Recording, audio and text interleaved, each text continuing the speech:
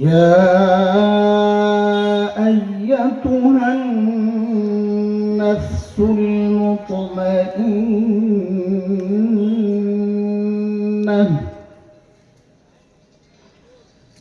ارجعي إلى ربك راضية مرضية فادخلي في عبادي وادخلي جنتي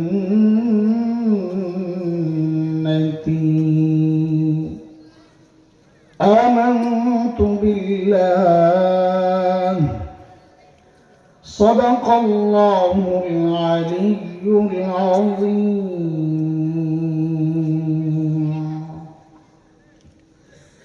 مدينة العلوم نوراني قومي مدرسة ও যুব সমাজের উদ্যোগে আয়োজিত আজকের এই বার্ষিক ওয়াজ মাহফিলের মুহতারাম সভাপতি, উপস্থিত হযরত উলামায়ে কেরাম, মুরব্বিয়ান আযম, দূর দূরান্ত থেকে আগত ইসলাম প্রিয় সভী সমাজ, প্রিয় ছাত্র ভাইয়েরা, যুবক বন্ধুরা, পর্দার আড়ালের মা ও বোন, আল্লাহ সুবহানাহু ওয়া তাআলার অশেষ মেহেরবানি, করুণা, দয়া, যে মহান মালিক লাখো কোটি মানুষ থেকে বাছাই করে দিনই এই মাহফিলে আমাকে আপনাকে আসার বসার, কিছু কথা বলা ও শোনার তৌফিক দান করেছেন, সেজন্য মহান রবের শুকরিয়া আদায় করি। জবান খুলে, প্রাণ খুলে কালিমাতুশ শুকর উচ্চারণ করি, আলহামদুলিল্লাহ।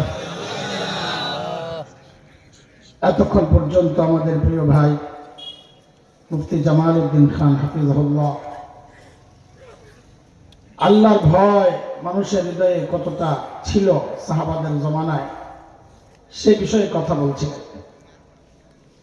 কিছু উদাহরণ পেশ করছিলেন। দিনকে প্রাধান্য দেওয়ার ক্ষেত্রে তারা কতটা যত্নবান আর সচেতন ছিলেন এ বিষয়ে কথা বলেছেন। বাচ্চাদেরকে বিয়ে দেওয়ার ক্ষেত্রে, বিয়ে করানোর ক্ষেত্রে কি দেখা উচিত, ওখান থেকে আলোচনা থেকে সেটাও প্রকাশ পেয়েছে। আমি কোরআন আল কারীমের সূরাতুল ফজরের শেষ 4টা আয়াত তেলাওয়াত করছি। আমি আয়াতের কিছু তরজমা শোনায়া বিদায় নেব ইনশাআল্লাহ। আয়াতগুলোর একটু সরল অর্থ আগে শুনি। আল্লাহ বলেন, ও মুতমাইন নফস, তুমি ফেরত আসো। কোথায়? মানে তোমার রবের কাছে। কোন রব? যে রবের সিদ্ধান্তগুলো দুনিয়াতে তুমি খুশি মনে মেনে নিয়েছিলে, পরীক্ষায় পাশ করেছ, ফলাফল ঘোষণা হচ্ছে মারদিয়া, আজকে রব তোমার উপর রাজি, খুশি। ফাদখুলি ফি ইবাদি ওয়াদখুলি জান্নাতি, সুতরাং আমার স্পেশাল বান্দাদের দলভুক্ত হও এবং আমার জান্নাতে ঢুকে যাও। এই হচ্ছে আয়াতের সরল অর্থ। এখানে দুইটা বিষয়, এক হচ্ছে মুতমাইন নফস, যাকে আল্লাহ ডাকতেছেন ফেরত যাওয়ার জন্য। এই মুতমাইন নফস কারা, কাদেরকে ডাকতেছেন? দ্বিতীয় বিষয় হচ্ছে এই ডাকটা আল্লাহ কখন দেন বা দিবেন। এই দুই বিষয়ে আমাদের দেওবন্দ মাদ্রাসার সবচেয়ে লম্বা সময়ের যিনি মুহতামিম ছিলেন, হাকিমুল ইসলাম কারি তৈয়ব রহমতুল্লাহ আলাইহি, হযরত বলেন এই দুই বিষয়ে হযরত বলেন মুতমাইন নফসকে অনেকগুলো ব্যাখ্যার একটা নির্যাস হযরত বলেছেন, একসাথে করেছে। কে সে? বলে দুনিয়ায় আল্লাহর ইচ্ছাকে যে নিজের ইচ্ছা বানায়, আল্লাহর চাওয়াকে নিজের চাওয়া বানায়, আল্লাহর পছন্দকে নিজের পছন্দ বানায়, আল্লাহর অপছন্দকে নিজের অপছন্দ বানায়। আরো সহজ করে বললে তো বলা যায় যে আল্লাহ যা বলেন তা করে, আল্লাহ যা নিষেধ করেন তা ছাড়ে। এই মানুষকে বলা হবে মুতমাইন নফস। তো আল্লাহ মুতমাইন নফসকে ডাকতেছেন, তুমি ফেরত আসো, হইছে, পরীক্ষা দিছো, কাম শেষ, আয়া পড়ো। এই ডাকটা আল্লাহ কখন? হযরত একটা হাদিসের উদ্ধৃতি এনে এইভাবে বলেছেন, ইমানদার বান্দার যখন মৃত্যুর সময় ঘনিয়ে আসে, যখন আল্লাহ তাআলা মালাকুল মউতের সাথে জান কবজ করে যে ফেরেশতা, ওই ফেরেশতার সাথে জান্নাতি কিছু ফেরেশতাও আল্লাহ পাঠায় দেন, যাও আমার জান্নাতি মেহমানকে দুনিয়া থেকে আগায় নিয়ে আসো। এটা অবাক হওয়ার মতো কোনো বিষয়। আমরা দুনিয়ার মেহমান, আমাদেরকে আগায় আনতে মানুষ কত দূর যায়, তো জান্নাতি মেহমানকে আগায় নিতে জান্নাতি ফেরেশতারা আসবেন, এটা অবাক হওয়ার কোনো বিষয়। কিন্তু বিষয় হচ্ছে এই বান্দা জিন্দেগিতে ফেরেশতা দেখে না। এখন হঠাৎ ফেরেশতা দেখলে যদি ভয় পাওয়া যায়, এটা আল্লাহ চান না। যে আমার এই ইমানদার বান্দা একটু ভয় পাক, বিব্রত হোক, কষ্ট পাক, এটা আল্লাহ চান না। যা পরীক্ষা দেওয়ার দিছ, এখন আর কষ্ট নাই। তো যেন কষ্ট না পায়, ফেরেশতাদের আসার প্রক্রিয়াটা কি হবে এটা হাদিস আসছে। ওই মৃত্যু পথযাত্রী মানুষটা দেখে দূর থেকে আলো ঝলমলে কিছু একটা তার দিকে আগাইতেছে, যেন নক্ষত্রগুলো ছুটে ছুটে আসছে। সে নজরে তাকায় আছে তো আছে। যত কাছে আসছে আলোটা, তার মুগ্ধতা ততই বাড়ছে। এত সুন্দর লাগতেছে, কি এটা, তাকায় আছে।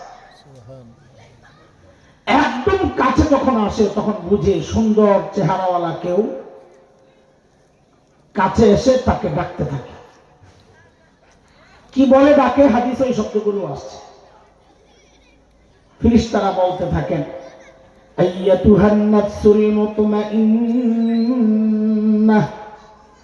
কানাত ফিল জাসাদিত তাইয়িব উখরুজি ইলা রাউহিন ওয়া রাইহান ওয়া রাব্বি গায়রি গাব্বান। ও মুতমাইন নফস, এতদিন তো পবিত্র শরীরের ভেতরে ছিল, এখন বের হও, বের হও। কি বলেন? এখন সবাই বলেন তো একটু, আমার সাথে তো কথাবার্তা ভালো লাগবে, আমি এক এক কথা বলতে পারি। বলেন, কি বলতে ফেরেশতারা? আবার বলেন, আবার বলেন। আমি আবার জিজ্ঞেস করবো যে ফেরেশতারা কি বলে ডেকেছিলেন, এটা বলা লাগবে ইনশাআল্লাহ। ঠিক আছে ইনশাআল্লাহ? না পারলে মুরগি বানাই সামনে বসে বেড়া। তো বলেন, ফেরেশতারা কি বলে ডাকতেছিল? কই বের হব? বলে বাগ বাগিচা জান্নাতের দিকে, আর তোমার ওই রবের কাছে, যে রব আজকের পর আর কোনোদিন তোমার উপর অসন্তুষ্ট হবে না। কি বলে ডাকতেছিল? বান্দা বের হয় না। কেন বের হয় না? এতদিন পর্যন্ত এই শরীরের ভেতরে রোহটা থাকতে থাকতে, একসাথে থাকতে থাকতে শরীরের সাথে একটা মহব্বত তৈরি হয়েছে। আর একটা জামাই তো কয়দিন গায়ে দিলে ফেলাই দিতে মায়া লাগে, মহব্বত তৈরি হয়েছে। দুই বাচ্চা একসাথে পড়ে, মাদ্রাসা চেঞ্জ করবে, একটা একটা জোড়া কান্দে, ওরে দোস্ত তোরে সারা কেমনে থাকুন রে, কি দুঃখ। মহব্বত তৈরি হয়েছে, ছাড়তে মন চায়। এই রূহ শরীরের ভেতরে ঢোকার পর থেকে তার বের হয় না, মহব্বত তৈরি হয়েছে। তো ফেরেশতারা আল্লাহকে জানাবেন, আল্লাহ আপনার মেহমান তো আসে না, বের হয় না। তো আল্লাহ তো জানেন কেন বের হয় না। তা আল্লাহ তখন বলবেন, আমার জান্নাতি মেহমানকে তার জান্নাতের বাড়িটা একটু দেখায় দাও। বলে যেই না তার সামনে জান্নাতের বাড়িটা প্রকাশ পাবে, অমনি সে ওই বাড়ির সৌন্দর্যে মুগ্ধ হইয়া পাগল হয়ে যাবে যাওয়ার জন্য। ভাই আমার তাড়াতাড়ি নিয়ে চলো। ঠিক ওই মুহূর্তেই আল্লাহ তাআলা ডাক দিবেন, কি বলে? ইয়া আইয়াতুহান নাফসুল মুতমাইন্নাহ ইরজিই ইলা রাব্বিকি রাদিয়াতাম মারদিয়াহ ফাদখুলি ফি ইবাদি ওয়াদখুলি জান্নাতি। ও মুতমাইন নফস, পরের তর্জমা পরে করতেছি, আগের পরে শোনান। ফেরেশতারা কি বলে রাখছিল? আল্লাহ ডাক দেওয়ার সময় শব্দ পাল্টায়। আল্লাহর বের হও বলেন, আল্লাহ বলেন ইরজিই, তুমি ফেরত আসো। উখরুজি, বের হও, আর ফেরত আসর মধ্যে পার্থক্য আছে। কি পার্থক্য? একটা বাচ্চা, একটা কেউ ঘরের মধ্যে আছে, ভাই ঘরে আছে, জি আছি, একটু বাইরে আসে, তার মানে আপন জায়গা থেকে কাউকে আসতে বললে তাকে বলা হয় বের হও। বাচ্চারা বাহিরে খেলতেছে, সন্ধ্যা হয়ে গেছে, সন্ধ্যা হয়ে গেছে, ঘরে ফেরত আয়। তার মানে বাহিরে ছিল, আপন জায়গায় আসতে বলা হইলে কি বলা হয়? ফেরেশতারা যখন বলেছেন বের হও, বান্দা কেন বের হবে? তার মানে সে নিজের ঠিকানায় আছে, কই যাবে আনতে চিনে না, জানে না। কিন্তু যে আল্লাহর পক্ষ থেকে ডাক আসছে ফেরত আসো, তখনই তো প্রশ্ন আসবে, তাই নাকি আমি জায়গা মতো নাই? না নাই। কত জায়গা কোনটা? ওই যে জান্নাত দেখা যায়। সুবহানাল্লাহ। ইরজিই ইলা রাব্বিক রাদিয়াতান মারদিয়াহ। দুনিয়ায় পরীক্ষা দিছো, রাদিয়া মানে আল্লাহর সমস্ত সিদ্ধান্তগুলো খুশি মনে মেনে নিয়েছে। এখন পরীক্ষার ফলাফল ঘোষণা হচ্ছে, মারদিয়া, আল্লাহ তোমার উপর রাজি। এখন পুরস্কার দেন। তো আল্লাহ বলতেছেন ওয়াদখুলি জান্নাতি, আমি কিন্তু চুরি করছি, চুরিটা ধরাই দিতে হইব। আল্লাহ বলতেছেন ওয়াদখুলি জান্নাতি, আমার জান্নাতে তুমি ঢুকে যাও। মাঝখানে কিছু রয়েছে, কি রয়েছে? ফাদখুলি ফি ইবাদি। ওই ধরছে, আমি ইচ্ছা করে রাখছি আপনাদের মনোযোগ আকর্ষণ। মাঝখানে আল্লাহ বলতেছেন আমার স্পেশাল বান্দাদের দলভুক্ত হও, সবাই মিলে জান্নাতে যাও। কেন জান্নাতে দিবেন আপনি, দিবেন আমারে, আবার আরেকজন লাগে যোগ দিয়ে দিব কেন? প্রশ্ন লাগে না? লাগে। আচ্ছা, নতুন জামাই যখন শ্বশুর বাড়ি যায়, একদম প্রথম দিন গেলে কি যায়, মাইর খায় না আদর পায়? এই সাইড থেকে বলো, এই সাইডে সবাইকে মাইর খেয়েছিল, বাবা কয় না? বলেন, একদম প্রথম দিন জামাই গিয়া আদর পায় না মাইর খায়? মেয়ে যখন প্রথম দিন শ্বশুর বাড়িতে যায়, একদম প্রথম দিন গুতাগাতি খাইলে শাশুড়ি ননদের একটু পরে, একদম প্রথম দিন গেলে আদর পায় না গুতা খায়? আদর পায়। আচ্ছা, এই মেয়েটা জানে যে আমি গেলে আদর করবে? জানে না? জানে না বলে, জানে না আমি গেলে আদর করবে। প্রথম দিন কি মার খেয়ে বেড়ে জানে নাকি? জানে, জানে তো জানে, কিন্তু মেয়ে একা যেতে চায় না। নতুন জায়গা, অজানা জায়গা, কি না কি হয়, তো ছোট্ট কাউরের সাথে একটা নিতে চায়, কাজিন, খালাতো, মামাতো, ফুফাতো, চাচাতো, একটারের সাথে নিয়ে নেয় নতুন বউ। আপনাকে বললেন আইনে দিয়েছে তো, ছোট শাড়ি আইছে কেন? ওই মনের একটা অজানা আশঙ্কা। আল্লাহ যদি বান্দাকে ডাইরেক্ট বলতেন আমার জান্নাতে ঢুকে যাও, যদি না বান্দার দিলের মধ্যে ওই ভয়টা কাজ করে, হারিয়ে তো বিশাল জান্নাত আমি একা একা কেমনি কি করুম, তো আল্লাহ কাছে ডরাইস না, আমার আরো স্পেশাল বান্দারা আছে, ফাদখুলি ফি ইবাদি, ওদের দলভুক্ত হও, সবাই মিলে জান্নাতে ঢুকে যাও। এই যে এতক্ষণ যা বললাম, এটা হলো আয়াতের তর্জমা করছি। এখন এই আয়াতকে সামনে রেখে আমার নিজের হেদায়েতের উদ্দেশ্যে কিছু কথা বলি, সাথে আমার মতো কেউ থাকলে তার উপকারে আসবে ইনশাআল্লাহ তাআলা। ভাইও জীবনের টার্গেট ঠিক করে,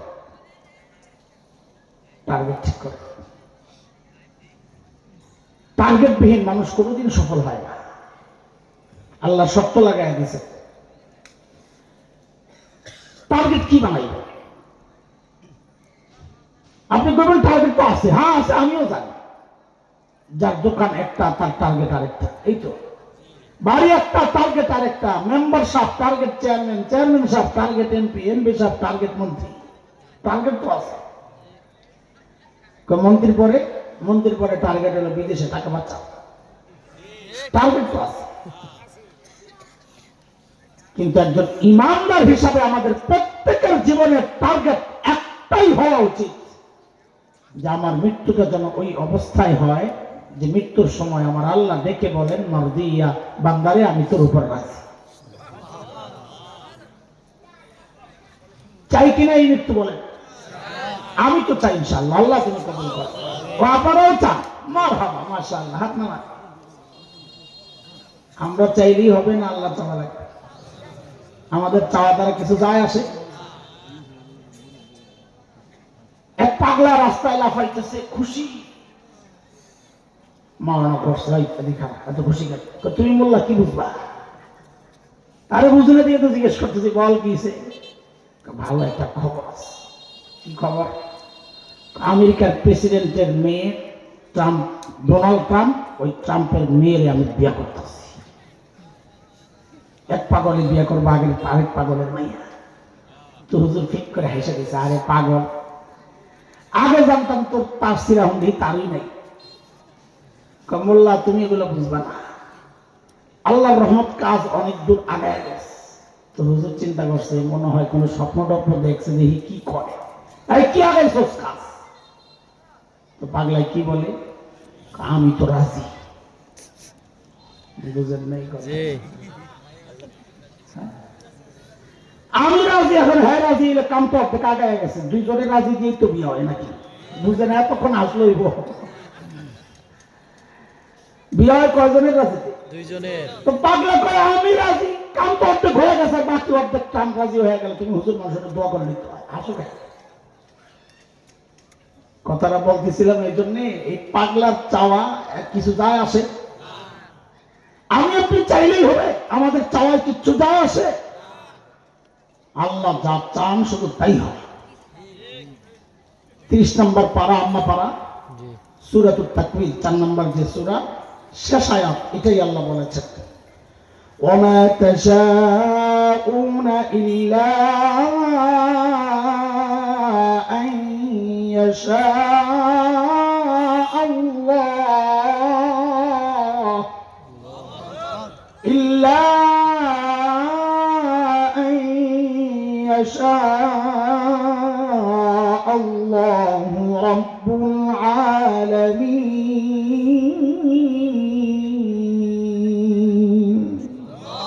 আল্লাহ যা চান শুধু তাই হয়।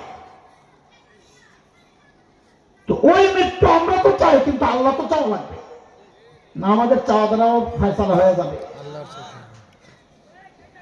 আল্লাহ চাওয়ার জন্য আমার করণীয় কি, এটাই হচ্ছে আজকের বয়ান। বিষয় বুঝে আসছে ভাই? আমার মৃত্যু যেন হয় ওই অবস্থায় যে আল্লাহ দেখে বলেন, বান্দা আমি তোর উপর রাজি। এটা আল্লাহ কখন দিবে? বলে 2 কাজ করতে হবে, মাত্র 2 কাজ। কয় কাজ? মনে থাকবে না ইনশাআল্লাহ? কথা বুঝতেছেন কথা? আচ্ছা, 1 নম্বর কাজ হচ্ছে আল্লাহকে রাজি করতে হবে। বলেন 1 নম্বর। 2 নম্বর হইল আল্লাহকে রাজি রাখতে হবে। আল্লাহকে রাজি রাখতে হবে। বলে রাজি করে কেমনে, রাখে কেমনে? এটা আবার কি জিনিস?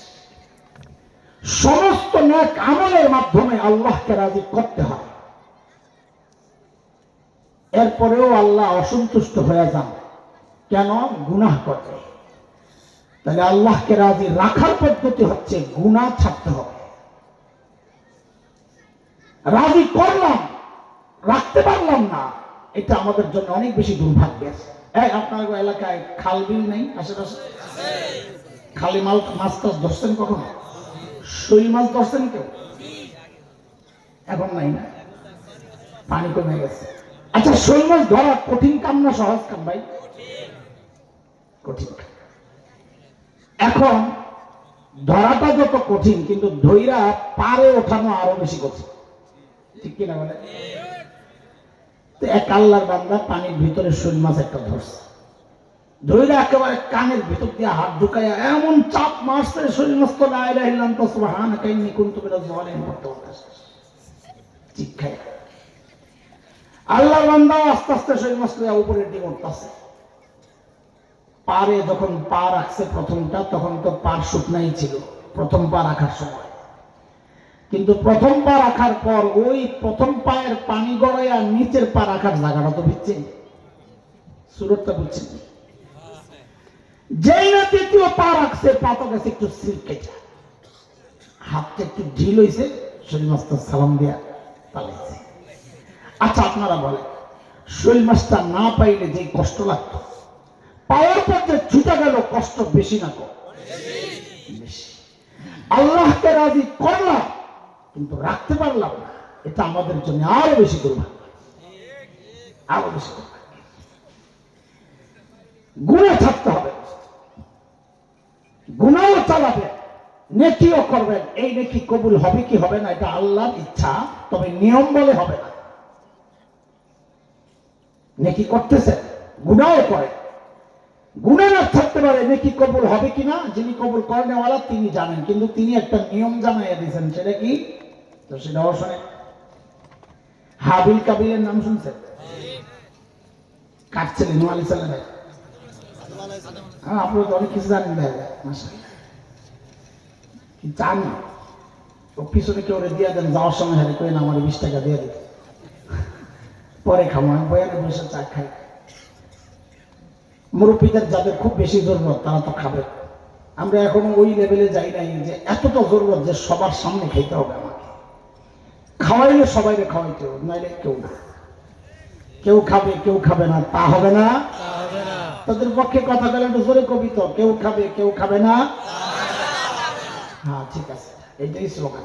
বাকি মুরব্বী, আমাদের যারা মুরব্বী আছে, আল্লামা অলিপুরি সাহেব দামাত বারাকাতুহু আলী, এমনি তো অসুস্থ, ডায়াবেটিস। কথা বলেন যে এমনি মাইকে কি টানা টানে, আপনারা বুঝবেন না। এমনি তো ডায়াবেটিসের রোগ, আবার এই মাইকে টানে, তা আল্লাহর বান্দা কথা কেমনি বলবে? এই লেভেলের মানুষরা যদি একটু বসে বসে চা খায়, পান খায়, আরামে কথা বলে, এটা আমাদের জন্যই ভালো। ওনারা একটু ফ্রেশ থাকলে কথা সুন্দর আসবে, উন্নতের ফায়দা। আর আমার মতো জালিম, আমি এই খামো, এটা একরকম আমার কাছে কেমন জানি লাগে যে সবাই বসে বসে বসে বসে খাও, কি শান একটা, বাপ। আচ্ছা চলে। হযরত আদম আলাইহিস সালামের দুই ছেলে হাবিল কাবিল, দুই ভাইয়ের মধ্যে এক বোনকে বিয়ে করা কেন্দ্রিক একটা গন্ডগোল হয়েছে, এটা আপনারা অনেকে জানেন। তো নিয়ম অনুযায়ী বিয়ে করার কথা হাবিলের, কাবিল আমি নিয়ম মানি না, বিয়ে আমি করি। তো কি করা? তাহলে কোরবানি দাও, যার কোরবানি আল্লাহ কবুল করবো, হ্যাঁ বিয়ে করো। ঠিক আছে করো। কোরবানি তো হাবিল একটা কবুল হয়েছে, কাবিল একটা হয় নাই। আমি তো গেছে আরো মেজাজ খারাপ হয়ে। তো দুনিয়ার সব জালিম এক জায়গায় এক, নিয়ম মতো যদি জিততে না পারে তখন পেশি শক্তি দেখায়। ঠিক। এবং আউয়াল ওয়াক্তে ভোট করে আলায়, যদি মনে করে যে আমি ভোটে জিতুম না, তখন ভোট কখন করে? আউয়াল ওয়াক্তে। আউয়াল ওয়াক্তে মানে আরবি দিন শুরু হয় কখন? দিনে না রাইতে? রাইতে। তো রাতে ভোট, আমি রাতে ভোটটা করি না, অনেকে মাইন্ড করে। আমি কেন আউয়াল ওয়াক্তে করি। নামাজ না পড়লে কি হয়েছে? ভোট আউয়াল ওয়াক্তে করে। এটা কখন? যখন মনে করে সিস্টেম মতো জিততে পারবো না। এটা সব জালিমের একই অবস্থা, নিয়ম মতো জিততে না পারলে পেশি শক্তি দেখায়। তো কাবিল যখন দেখছে একটা নিয়ম পারে না, তো কি কয় করে আমি মারলাম। তখন হাবিল কি বলছে? এই প্রসঙ্গটা কোরআন আল কারীমের সূরা মায়েদায় আল্লাহ আমাদেরকে জানাইতেছেন, ওয়াতলু আলাইহিম নাবা আবনাই আদম বিল হক إذ قربا قربانا فتقبل من أحدهما ولم يتقبل من الآخر قال لأقتلنك قال إنما يتقبل الله من المتقين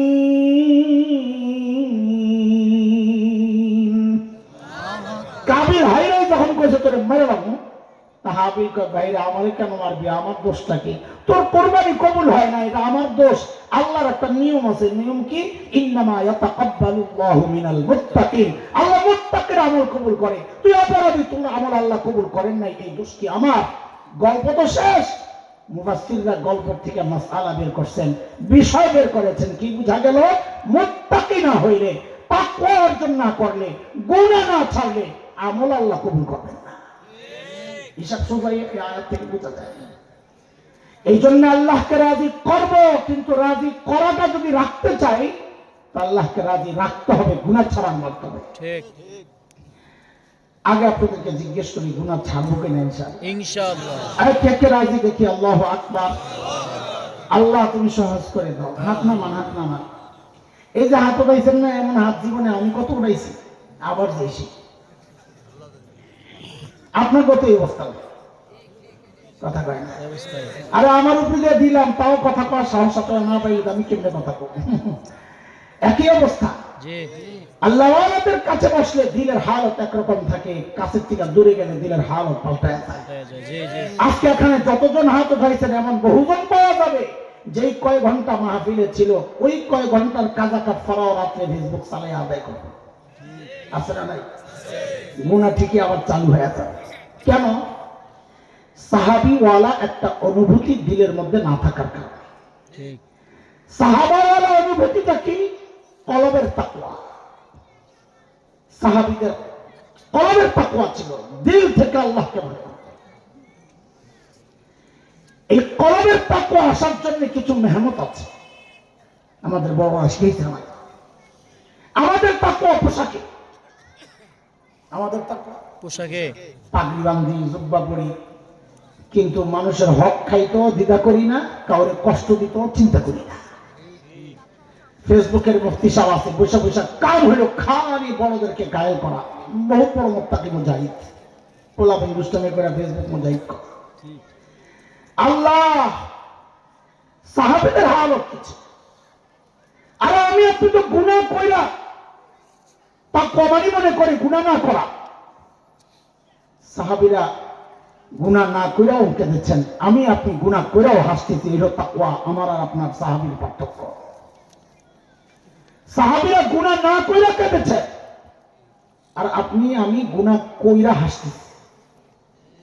কি ভাই কথা ঠিক? আচ্ছা, আমি একটা হাদিস শোনাই আপনাদের।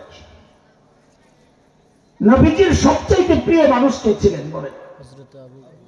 জোরে বলেন, যেটাই বলবেন জোরে বলেন। হযরত আবু বকর। একমত হয়ে গেলেন সবাই? মাশাআল্লাহ। আমরা হুজুররা একমত হইতে পারলাম না, আপনারা হয়ে গেলেন। এটা তো একটা ভালো দিক।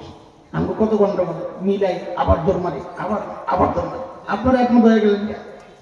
সাবাস।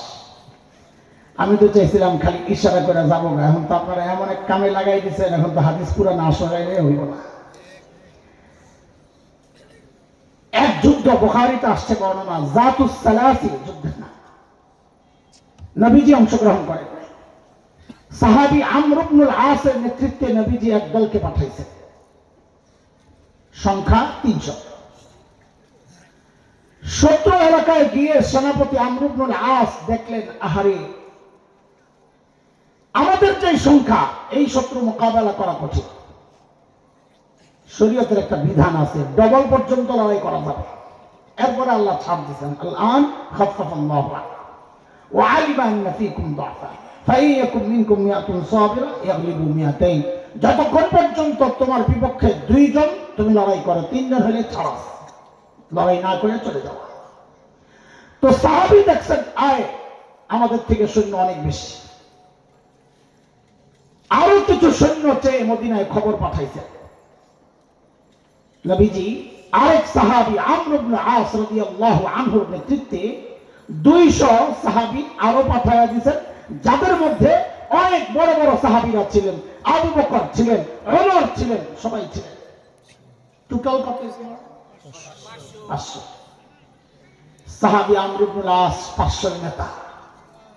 মনে মনে একটা প্রশান্তি অনুভব করতেছিলেন। এই খেয়াল করেন কি সেটা, এত বড় বড় সাহাবীরা থাকতে নবীজি আমারে সেনাপতি বানাইলেন, মনে হয় গোপনে গোপনে নবীজি আমারই সবচেয়ে ভালোবাসা। এটা তো মনে করারই কথা। হ্যাঁ, বাস্তব দেখা একটা, মন কয় একটা, বাস্তব দেখা একটা। বাস্তবতা আর মনের চাওয়ার সংঘর্ষ দূর করার জন্য নবীজির দরবারে হাজির। ইয়া রাসূলুল্লাহ আইয়ুন নাস আহাব্বু ইলাইক। নবী আপনার কাছে সবচেয়ে প্রিয় কে? এখন তো অপেক্ষা, আমার নাম ডাইতাছে, খুশি লাগবে। নবীজি বলেন আয়েশা। এবার ঠিক করে জবাব দেন, আল্লাহর নবীর সবচেয়ে প্রিয় কে? হযরত আয়েশা রাদিয়াল্লাহু তাআলা। এই নবীজির স্ত্রী, নবীজি বলছেন আয়েশা। আপনি এমনি বলেন, আপনার কি অন্য কিছু, আপনার সাথে সম্পর্ক কি? হযরত আয়েশা কি লাগেন? আমাদের লাগেন কি? তো আম্মাজান হলে আম্মাজান কেন বলেন? নবীজি স্ত্রীর নাম বলছেন এইভাবে, আপনিও কি এইভাবেই বলবেন নাকি? বলেন ঠিক করে। আল্লাহর নবীর সবচেয়ে প্রিয় মানুষের নাম কি? আম্মাজান আয়েশা। আল্লাহ, সাহাবী তো ধাক্কা খাইছে। আর কি চিন্তা করলাম, নবী কি কয়? মনে মনে আবার সান্ত্বনা নিয়ে একটা নিজের ঠিক করছেন যে আরে এটা তো নারী ক্যাটাগরি, বেড়া ক্যাটাগরিতে হবে। ঠিক এই প্রশ্নই আবার করলেন। মিনার রিজাল ইয়া রাসূলুল্লাহ, আল্লাহর রাসূল পুরুষদের মধ্যে ছেলেদের মধ্যে আপনার সবচেয়ে প্রিয় কে? এইবার তো আসতেছে আমার নাম। নবীজি বলেন আবুহা, ছেলেদের মধ্যে আমার সবচেয়ে প্রিয় হচ্ছে আয়েশার বাবা আবু বকর। সুবহানাল্লাহ। এবার তো খাইতে থাকা ভালো মতো। আবার সন্তান নিচে মনে মনে যে আরে আবু বকর যেই লেভেলের মানুষ, ওই বেটা খামাখা তুলনা হয় নাকি? বাদ দ্বিতীয় স্থানটা যদি অর্জন করা যায়। আবার জিজ্ঞেস করলেন সুম্মান, এরপরে কে? নবীজি বলেন ওমর। এইবার তো খাইছে ধাক্কা ভালো মতোই। বুখারী রিওয়ায়াতে আর কারো নাম আসে নাই, কিন্তু উনি আরো কয়েকজন জিজ্ঞেস করছেন। হাদিসের শব্দ হলো আদদারি জালা। আরো জিজ্ঞেস করছেন সুম্মান, নবী বলেন ওমর, সুম্মান, নবী বলেন ওমর। এরপরের যে কথাটা, ওই আল্লাহর বান্দা তো বলার সময় কলিজা ছিঁড়া গেছে, কিন্তু আমরা শুনলে হাসি পাই। বলে কি জানে? ফাসাকাততু মাখাফাতা আইয়া জালানি ফি আখিরিহিম। আমি আর প্রশ্ন করি না এই ডরে, না জানি যাইতে যাইতে আমার নামটা সবার শেষে চলে যায় কিনা। থাকরে ভাই চুপ থাকি, মাঝামাঝি থাকার একটা সম্ভাবনা তো রইল। এইবার আপনারা ঠিক করে আমারে জবাব দেন। আমি তো আরো আগে চলে যাওয়ার কথা এখান থেকে, মানে বয়ান এই প্রতিশোধ থেকে আরেকটু আগে যেতে পারতাম, এই যদি আপনার জানা থাকতো। এইবার ঠিক করে জবাব দেন, আল্লাহর নবীর সবচেয়ে প্রিয় সবাই কম। এরপরে এরপরে বাস শেষ কথা। আল্লাহর নবীর সবচেয়ে প্রিয় মানুষ। মুনাফিকরা একটা অপবাদ দিছিল আম্মা জানের উপর, গুজরাতুল মুরাইসিয়া অথবা আরেক নাম বনুল মুস্তালিক, এক যুদ্ধের লম্বা ঘটনা, আমি ওদিকে যাচ্ছি না, বুখারীতে আসছে রিওয়ায়াত। নবীজিও চুপ, কিচ্ছু বলেন না। অপবাদ দিছে এক সাহাবীর সাথে নবী আম্মা জানের অবৈধ সম্পর্ক আছে, নাউযুবিল্লাহ বলেন না। এক মাস আম্মা জান, এক মাস পর্যন্ত কিছুই জানেন না যে গোটা মদিনা এই বিষয়টা আলোচনা হচ্ছে। আম্মা জান কিছুই জানেন না। এক মাস পর আম্মা জান যখন জানলেন, আম্মা জান তো আসমান থেকে পড়ছেন, বলি কি বাবার বাড়িতে চলে গেছেন নবীজির কাছে বইলা। গিয়ে বাবা আবু বকর মা উম্মে রোমানকে জিজ্ঞেস করতেছেন, আপনারা কিছু জানেন? জানেন। মতামত মতামত দিব না, আল্লাহ জানে। আবু বকর কি আমাদের মতো বাবা নাকি, যে এক মাস হয়ে গেল তোর জামাই কোনো সিদ্ধান্ত দেয় না, ওই জামাই ভাত খাওয়ান লাগবে না এখন? তিনি তো হাসান জামিল না, তিনি তো আবু বকর। যেখানে নবী মুখ খোলেন নাই, সেখানে আবু বকর মুখ খুলতে পারেন না, হোক না সন্তানের বিষয়। আম্মা জান খুব কষ্ট পাইছে, নিজেই বলে 3 দিন রাত নাই, দিন নাই, ঘুম নাই, খাওয়া নাই, কান্না আর কান্না, কান্না করতে করতে বুক শুকায়া গেছে, পানি নাই। 3 দিন পর নবীজি আসছেন। নবীজির কথায় আম্মা জানের কলিজাটা একদম খান খান হয়ে গেছে। নবীজি বলেন কি, আয়েশা যদি ভুল করে থাকো তাহলে আল্লাহর কাছে মাফ চাও। আম্মা জান করেন আপনি কথা বলেন। তখন আম্মা জান কষ্টে একটা কথা বলেছিলেন, বড় আজীব কথা, যে আসলে এখন আমি যদি সত্য বলি যে আমি কিছুই করি নাই, তা আপনারা বিশ্বাস করবেন না। আর যদি মিথ্যা বলি হ্যাঁ কিছু করছি, তাইলে বিশ্বাস করবেন। তো আপনাদের সাথে আমার কথা বলার দরকার কি? আমার জন্য আমার আল্লাহই যথেষ্ট। এর মধ্যে ওহী নাযিল হওয়া শুরু হয়েছে নবীজির উপর। ওহী নাযিল হওয়ার সময় বুঝা যেত। আম্মা জানেরই বর্ণনা আসছে বুখারীর শুরুতে, ওয়া ইন্না জাবিনাহু লা ইয়াতাফাসসাদু আরাকা, কপাল চাপে, ওহীর চাপে কপাল ঘেমে যেত, চোখ লাল হয়ে যেত, রক্ত ফুলে যেত, খরখর আওয়াজ হতো, বুঝা যেত ওহী আসতেছে। সবার অপেক্ষা কি ওহী আসতেছে। ওহী নাযিল হওয়া শেষ, নবীজির ঠোঁটে মুস্কি হাসি, নবীজি মিটি মিটি হাসতেছেন। কেন? আম্মা জানের পবিত্রতার সাক্ষী দিয়া আল্লাহ তাআলা 1টা 2টা 3টা 4টা 5টা না দোস্ত, কুরআন আল কারীমের 10টা আয়াত নাযিল করছেন। সুবহানাল্লাহ। কয়টা? 10টা। এর মধ্যে একটা আয়াত তো আমার কাছেই ভয় লাগছে, ওই মানুষগুলো জানি কেমন লাগছে আল্লাহই জানে। আল্লাহ তাআলা সাহাবায়ে কেরামকে নিয়মিত রীতিমতো ধমকাইতেছিলেন। কি বইলা?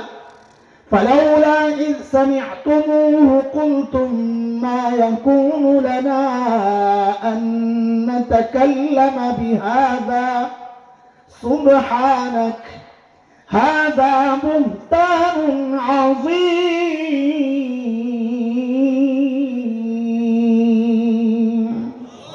আল্লাহ সাহাবীদেরকে বলতেছিলেন, আয় তোমরা যখন এই কথাগুলো শুনলা, কেন বললা না এই বিষয়ে আমাদের কথা বলা উচিত না? কেন বললা না?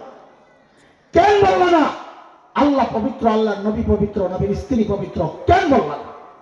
কেন বললা না এটা মারাত্মক অপবাদ? আল্লাহ কাদেরকে ধমকাইতেছে? কার পক্ষ নিয়ে? তাহলে আম্মা জানের দুইটা দিক আপনাদের সামনে বের করলাম। একটা হচ্ছে নবীজির সবচেয়ে প্রিয় দুনিয়ায়, এটা দুনিয়ার মর্যাদা, আসমানের উপরের মর্যাদা। আম্মা জানের পবিত্রতার সাক্ষী দিয়া আল্লাহ তাআলা কয়টা আয়াত নাযিল করছেন? 10টা। আপনাদের কি মনে হয় এইরকম আম্মা জান জীবনে কোনো গুনাহ করছেন? নাউযুবিল্লাহ। মনে হতে পারে কোন নেকি জরুরি আমল যেগুলো কোনটা ছাড়ছেন, ওই জরুরি আমল ছাড়াই তো গুনাহ করছেন মনে হয়? প্রশ্নই আসে না। তো আম্মাজান কেন কান্না করবে? কি করছেন শুনে? তাহাজ্জুদে দাঁড়াইছেন আম্মাজান, তো তাহাজ্জুদে তো লম্বা তিলাওয়াত করতেন তারা। তিলাওয়াত করতে করতে এক আয়াত চলে আসছে আম্মাজানের, কি ওয়াবাদা লাহুম মিনাল্লাহি মা লাম ইয়াকুনু ইয়াহতাসিবুন। হায়, এই আয়াত আম্মাজান তিলাওয়াত করতেছেন আর কাঁদতেছেন। কখন অর্ধেক পড়েন, ঢুকরে কেঁদে ওঠেন, আবার শুরু করেন, আবার কাঁদেন, আবার শুরু করেন, আবার কাঁদেন। কান্না থামছেই না, আয়াতও শেষ হয় না, নামাজও শেষ হয় না, কান্নাও থামে না, রাত তো শেষ হয়ে যাচ্ছে। আম্মাজান দাঁড়ায় দাঁড়ায় কাঁদতেছে। কি আছে এই আয়াত এইভাবে কান্না করতেছে? কি আছে? আমি তো হাফেজ এবং বহু তেলাওয়াত করেনেওয়ালা হাফেজ, এমন না যে কইরা ছুঁয়া দিছে আর পরে টরে না, অনেক তেলাওয়াত করি আলহামদুলিল্লাহ। এই আয়াত যে কত হাজার বার শতবার আমার সামনে দিয়ে আসছে গেছে, আমার মধ্যে কোনো পরিবর্তন নাই, কিছুই তো মনে হয় না। কিন্তু এই গল্প শোনার পর, এই গল্প পড়ার পর এই আয়াত দেখলে এখন ভয় লাগে। আম্মাজান কেন কাঁদতেছেন? কি আছে এই আয়াতে? ও ওলামারা খেয়াল করে শোনেন রে ভাই। আল্লাহ বলতেছে ওয়াবাদালাহুম মিনাল্লাহ, হাসরের মাঠে কোন কোন বান্দার আল্লাহর পক্ষ থেকে এমন পরিচয় প্রকাশ পাবে হাসরে, মা লাম ইয়াকুনু ইয়াহতাসিবুন, যার কল্পনা সে দুনিয়াতে করে নাই। হাসরে দুনিয়ায় পরিচয় ছিল আলেম, হাসরে উঠা দেখে আল্লাহ জালিমদের সাথে দাঁড় করায় রাখছে। দুনিয়ায় ছিল হাজি, হাসরে উঠা দেখে আল্লাহ পাজিদের সাথে দাঁড় করায় রাখছে। আর বুঝলাম ঠিক আছে, এটা হইতেই পারে, কিন্তু আম্মাজান কেন কান্না করতেছেন এই আয়াত পড়া? আম্মাজান কাঁদতেছেন এই জন্যে, যাহারে দুনিয়ায় তো আমার পরিচয় আমি আবু বকরের কন্যা, দুনিয়ায় তো আমার পরিচয় আমি নবীজির স্ত্রী।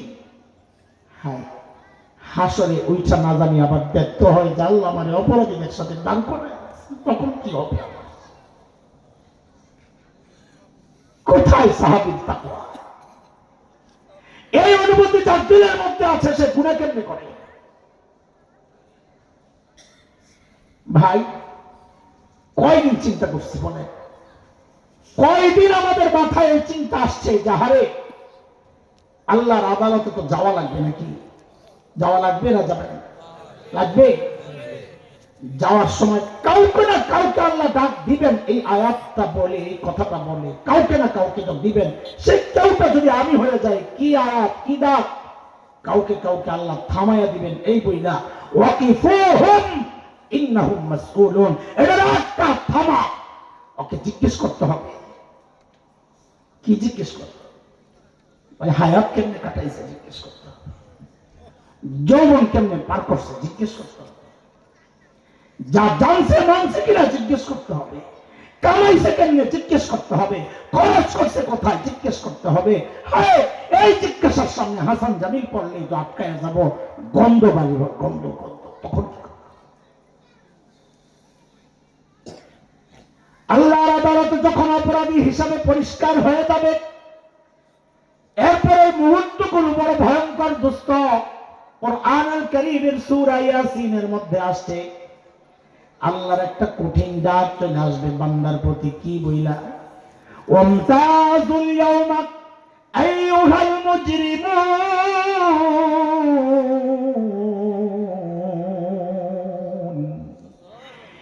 এ দুনিয়ায় আমার নেককার বান্দাদের সাথে বসা ছিলি, চলতে ফিরতে খাইতে আমি কিচ্ছু বলি নাই। আজকে কিন্তু আর সেই সুযোগ নাই। আজকে আমার নেককার বান্দাদের সাথে তুই থাকতে পারবি না, আলাদা হয়ে যা, আলাদা হয়ে যা। বলে আলাদা হয়ে যাব কোথায়? গন্তব্য তো চিনবে না, জানবে না, যাওয়ার রাস্তা চিনবে না। কেন? দুনিয়ায় যারা অপরাধী, হাসরে আল্লাহ অন্ধ বানায়া ওঠাবেন। মান কানা ফি হাযিহি আ'মা ফাহুয়া ফিল আখিরাতি আ'মা ওয়া আদাল্লু সাবিলা। রাস্তা খুঁজে তো পাবে না। তখন আল্লাহ আযাবের ফেরেশতাদেরকে দায়িত্ব দিবেন ওরে ওর ঠিকানায় পৌঁছায়া দেওয়ার জন্য।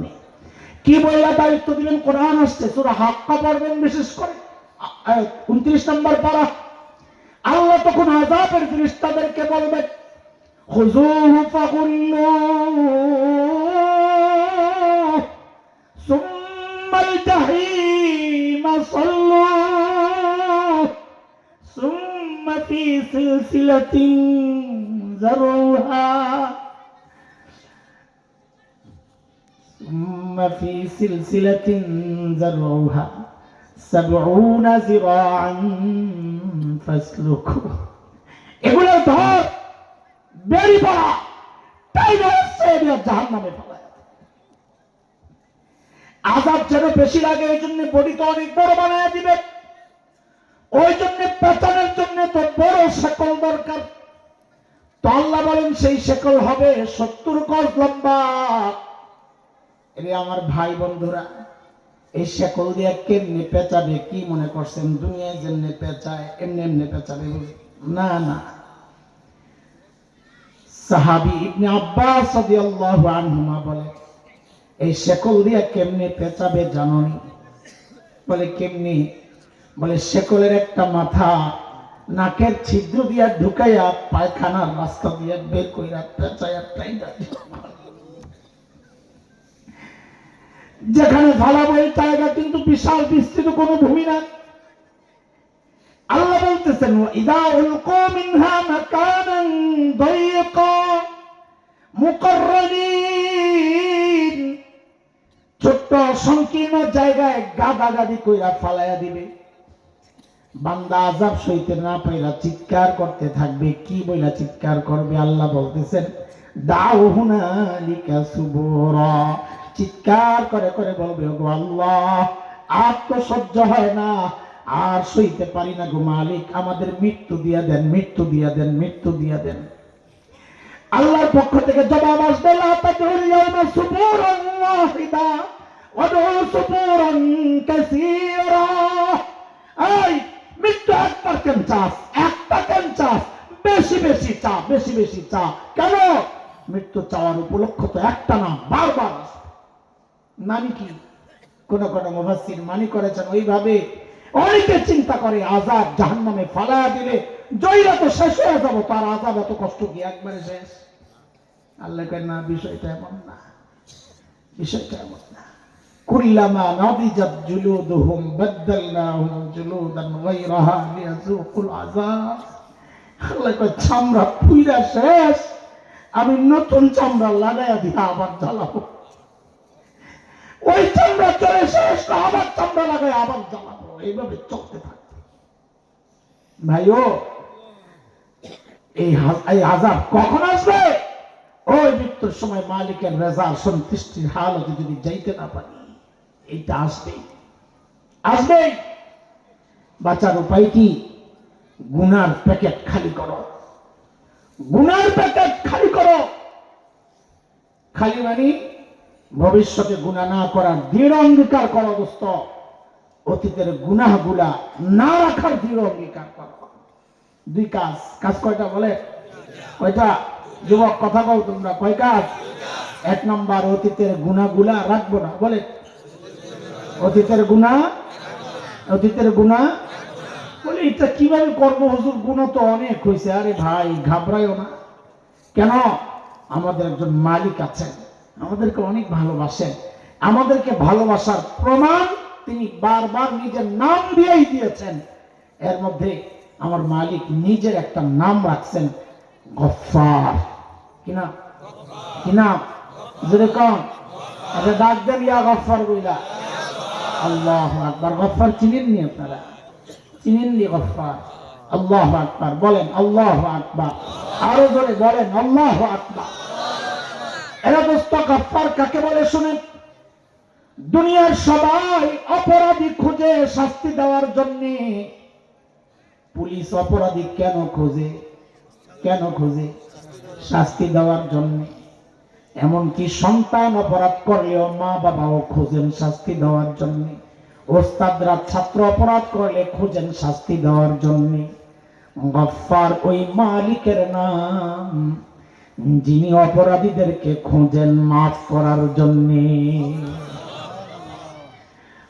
প্রতি রাতে শেষটাতে আইসাই ডাকতে থাকে, আলা বিন মুস্তাগফিরিন ফাগফির লাহু। এ আমার অপরাধী বান্দারা, কে কোথায় আছস? আয় আয় আয় আমার কাছে মাফ চা, আমি আইছি তোরে মাফ করতে। সারাদিন তো তুমি বান্দা, তুমি আল্লাহরে ডাকো, আর ওই শেষ সাথে আল্লাহ তোমারে ডাকেন। আয় আয় আয় মাফ চা, মাফ করে দিন। আমাদের মতো অনেক গুনাহওয়ালা হতাশ বান্দা যদি জানতে চায়, ওগো মালিক আমার গুনাহ তো অনেক, আপনি মাফ করবেন কত? গফফারের পক্ষ থেকে জবাব আসে, বান্দারে তুই গুনাহ করছস যত, বলে মাফ করবেন কত? বলে গুনাহ করছস যত, বলে তাও একটু শুনি না কত? তো হাদিসে কুদসি আল্লাহ বলেছেন, নবীজি আমাদেরকে শোনাইছেন, আল্লাহ বলে আমার কোন বান্দার গুনার পরিমাণ যদি সারা দুনিয়া ভরে যায়, এই পরিমাণ গুনাহ ভরতে ভরতে ভরতে ভরতে একদম আসমান পর্যন্ত যায় যদি লাগে, এই বিশাল গুনাহ, এই দুস্থ আসমান কত দূর জানা আছে? বিজ্ঞানীরা আবিষ্কার করেছে নক্ষত্রগুলো লক্ষ কোটি মাইল দূরে। আসমান কত দূর আবিষ্কার থাক দূরের কথা, এখন পর্যন্ত কেউ কল্পনাও করতে পারে নাই। আমার আল্লাহ বলেন, আমার বান্দার গুনার পরিমাণ যদি সারা দুনিয়া ভরে যায়, ভরতে ভরতে যায় যদি আসমানের সাথে যায় লাগে, এই বিশাল গুনার এই বিশাল ভান্ডার নিয়া, গুনার ভান্ডার নিয়া আমার বান্দা অনুতপ্ত হইয়া অনুশোচনা সহ আমার দুয়ারে আইসা যদি খালি বলে, ওগো মালিক আমি ভুল করছি, আর করব না, আমারে মাফ করে দেন, আমি লজ্জিত, তো আমার আল্লাহ বলেন লা উবালি, আমার কোনো পরোয়া নাই, আমার বান্দা মাফ চাওয়ার সাথে সাথে আমি তার জিন্দেগির সব গুনাহ কথা মাফ করে দিব। অবস্থা বলে কাজ কয়টা মনে আছে নি? শুরুর কথা কাজ কয়টা? দুইটা। আল্লাহকে রাজি করব, আল্লাহকে রাজি বলেন, আল্লাহকে রাজি করব, আল্লাহকে রাজি। রাজি করে কেমনে? নেকি কইরা, নেক আমল কইরা। রাজি রাখে কেমনে? গুনাহ ছেড়ে দিয়ে। ঠিক আছে কথা? এই দুইটারে একসাথে করছেন, আমি তো এইভাবে বলছি আয়াত দিয়া বুঝাইয়া, দুইটারে একসাথে করছেন আমাদের হযরতুল আল্লাম শেখ আল্লামা আব্দুল গফফার হাফিজাহুল্লাহ, ঢালকানগর মাদ্রাসার শেখুল হাদিস, এবং আরো বিভিন্ন আমাদের শিক্ষকরাও আছেন এই জামিয়াতুস সুন্নাহ, আরো অনেক জায়গার শেখুল হাদিস, হযরত বুজুর্গ আলেম, অনেক বড় বুজুর্গ। হযরতের একটা সহজ সরল উক্তি আছে, আমি খালি চিন্তা করি, আরে কোরআনের এই আয়াতগুলোর সাথে হযরতের এই কথাগুলো কি সুন্দর মিলে। বড়দের কথা এগুলো সারা জিন্দেগি নির্যাসনাদের। হযরত একটা কথা বলে, এটা আপনারাও চর্চা করবেন, ঘরের মধ্যে বড় করে লেখা রাখবেন। কি বলেন আমার সাথে? নেকি যতই ছোট হোক, বলেন আবার আবার বলেন, আবার বলেন, ছাড়বো না। বলেন গুনাহ যতই ছোট হোক করব না। আবার বলেন নেকি যতই ছোট হোক, গুনাহ যতই ছোট হোক। তো নেকি যতই ছোট হোক যদি না ছাড়ি তো আল্লাহকে রাজি করা হবে, গুনাহ যতই ছোট হোক যদি না করি তো আল্লাহকে রাজি রাখা হবে। ঠিক আছে না? হযরতের কথা বড় ওজনওয়ালা কথা, এটা কোরআনের কত আয়াতের সাথে যে মিলে। সূরা হাশরের 18 নম্বর আয়াত, আল্লাহ বলছেন ইয়া আইয়ুহাল্লাযীনা আমানুত্তাকুল্লাহ, আল্লাহরে ভয় করো, ওয়াল তানজুর নাফসুম মা কদ্দামাত লিগাদ, আখিরাতের পুঁজি কি চিন্তা করো। তার মানে নেকি করো, গুনাহ ছাড়ো। এই কত আয়াত এরকম একসাথে, হযরত সব আয়াত একসাথে করে ছোট্ট একটা বাক্য বানায়া দিয়েছেন আমাদের জন্য, যে নেকি যতই ছোট হোক ছাড়বো না, গুনাহ যতই ছোট হোক। এইরকম জীবন যদি বানাতে পারি তো ইনশাআল্লাহ মৃত্যুর সময় আল্লাহর ওই ডাকটা শুনতে পারবো। কোন ডাক? ইয়া আইয়াতুহান নাফসুল মুতমাইন্নাহ ইরজিই ইলা রাব্বিকি রাদিয়াতান মারদিয়াহ ফাদখুলি ফি ইবাদি ওয়াদখুলি জান্নাতি। আল্লাহ তাআলা আমাদের সবার জন্য ওই রকম মৃত্যু নসিব করেন যে মৃত্যুর সময় আল্লাহ ডেকে বলবেন, বান্দা আমি তোর উপর রাজি। ওইভাবে জীবনকে সাজানোর তৌফিক দেন। সাজাবো কেমনে? নেকি কইরা গুনাহ ছাইরা। বলেন সাজাবো কেমনে? নেকি কইরা গুনাহ ছাইরা। মনে থাকবো তো ইনশাআল্লাহ? আচ্ছা শোনেন।